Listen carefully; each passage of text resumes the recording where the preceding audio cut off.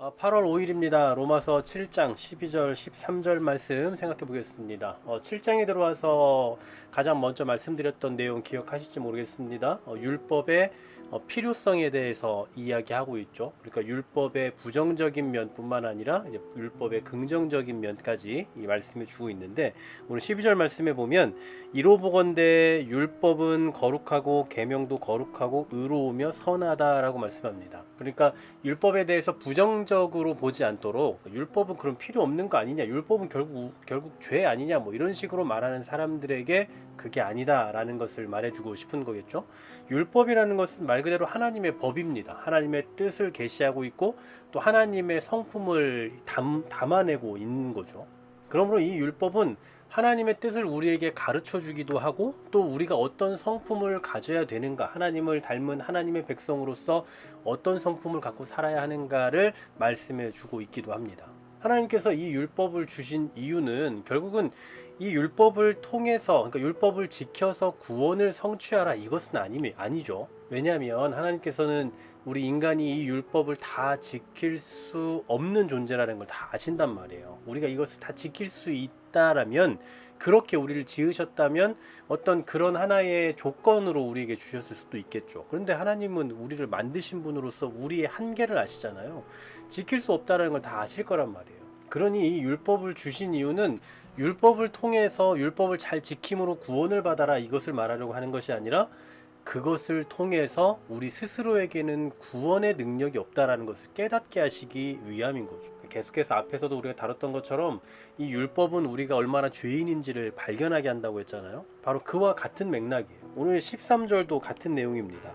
그런즉 선한 것이 내게 사망이 되었느냐? 그럴 수 없다. 오직 죄가 죄로 드러나기 위하여 선한 그것으로 말미암아 나를 죽게 만들었으니 이는 계명으로 말미암아 죄로 심히 죄되게 하려 한다라고 말씀합니다. 굉장히 복잡하게 이야기하고 있는 것 같은데요. 사실은 그렇게 복잡한 내용은 아니에요.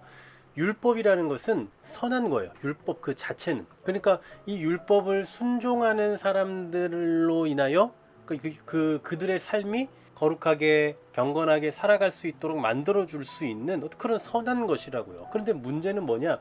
이 율법이 문제인 게 아니라 우리의 죄가 문제인 거죠. 율법이 우리를 사망으로 이끌어간 게 아니라 이 율법을 지키지 못하게 만드는 우리의 죄가 결국 우리 사망에 이르게 한다고. 율법이라는 것은요, 방금 좀 전에도 말씀드렸지만 하나님의 뜻에 합당한 것이 뭔지를 우리에게 가르쳐 줍니다. 어떤 성품을 가지고 살아야 될지를 가르쳐 준다고요.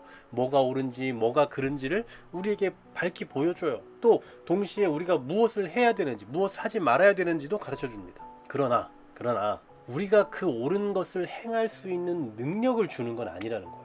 옳고 그름에 대한 것을, 그 기준을 보여주긴 하지만 그 기준대로 살아갈 능력을 주는 건 아니라고요. 그러니 이 율법의 역할은 어떤 겁니까? 오늘 13절 하반절 말씀하는 것처럼 죄로 심히 죄가 되게 하는 거예요. 죄의 본질을 말해주는 거라고요. 우리가 지난번에도 한번 생각해 본 적이 있지만 죄가 얼마나 교활합니까? 사람을 막 속여요. 심지어 율법의 그 조항과 규례를 가지고서도 사람을 유혹하려고 한다고. 그러니 사람들이 죄를 죄로 알 수가 있겠습니까?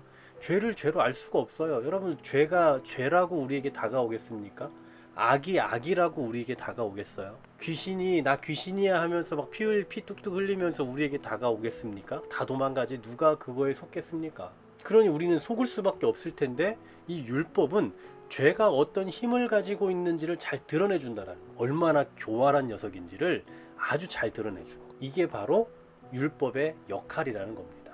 그럼에도 불구하고 이 율법이 우리에게 요구하고 있는 바가 분명히 있을 텐데, 그것을 우리는 행할 능력이 있습니까? 없습니까? 없어요. 그 없다라는 것을 그 다음에 8장에 보시면 나오는데요. 이렇게 8장 4절에서 말씀합니다. 한번 이걸 먼저 볼게요.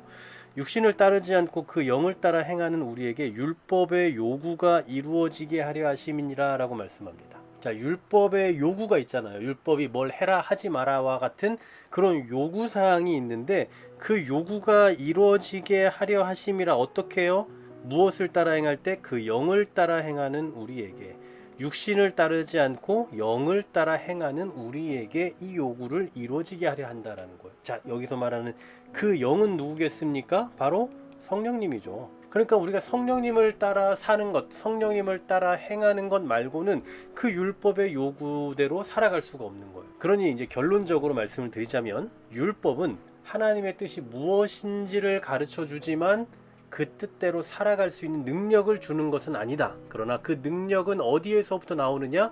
성령님을 따를 때에 나오게 되는 것이다. 성령님을 따라 행할 때에 성령님의 인도하심을 적극적으로 받으며 살아갈 때에 그 율법의 요구를 이루어갈 수 있는 그런 역량과 능력이 생기게 된다라는 사실이죠. 결국은 성령님이 관건이에요. 그래서 이제 오늘 7장까지의 율법에 대한 이야기를 하고 8장에 가서 성령님에 대한 이야기를 하는 겁니다. 자, 이제 우리는 기준을 알아요. 우리에게는 성경이 있고 율법이 있기 때문에 그 기준이 뭔지 압니다. 뭐가 잘못이고 뭐가 옳고 그른지를 다 알고 있어요. 근데 중요한 건 그걸 따를 수 있는 힘과 능력이 있다 없다? 없다. 그럼에도 불구하고 우리에게 주신 기회가 있다면 그건 바로 성령님이라는 거죠. 성령님과 함께 동행하는 삶을 살아갈 때에 그 율법의 요구를 우리가 지켜나갈 수 있다라는 사실이에요. 그 능력을 길러갈 수 있다라는 겁니다. 오늘도 우리가 성령님과 함께하는 삶을 살았으면 좋겠습니다. 성령님 눈에 보여서 성령님 저와 함께해요 뭐 이렇게 가시적으로 함께 할 수 있는 게 아니라는 거 다 아시잖아요. 그래서 그 성령님의 인도하심은 뭐 정말 다양하게 보이지 않는 우리 안에 내주에 계시는 것부터 시작해서 외적인 형태로도 다양한 형태로 우리 가운데 함께 하시는 그 인도하심이 있기 때문에 항상 우리 마음속 깊이 성령님의 인도하심을 구하는 어떤 그 기도와 그런 간구를 가지고 좀 살아낼 수 있으면 좋겠습니다. 오늘도 성령님 저를 지배해 주시고 오늘도 저와 함께 해주시고 모든 상황 속에서 성령님의 인도하심 가운데 행하며 그것을 깨달을 수 있는 지혜를 달라고 또 기도하시고 순간순간 그러한 의식을 가지고 좀 살아갈 수 있는 이 하루 우리의 평생이 되기를 간절히 소망합니다. 하나님 감사합니다. 우리에게 율법을 주셔서 무엇이 죄인지 무엇이 옳은 것인지를 또 볼 수 있는 분별할 수 있는 그 기준을 허락해 주셨음을 감사를 드립니다. 우리에게 주신 그 율법의 요구대로 살아갈 수 있는 능력이 우리는 부족하지만 그러나 성령님으로 인해서 또 그거는 그러한 삶조차도 살아갈 수 있도록 힘 주신다는 것을 기억하면서 오늘도 성령님의 인도하심을 받고 성령님의 인도하심에 대해 아주 민감하고 예민하게 반응할 줄 아는 그러한 신앙인의 삶을 살아가게 하여 주시옵소서. 예수 그리스도의 이름으로 기도하옵나이다. 아멘.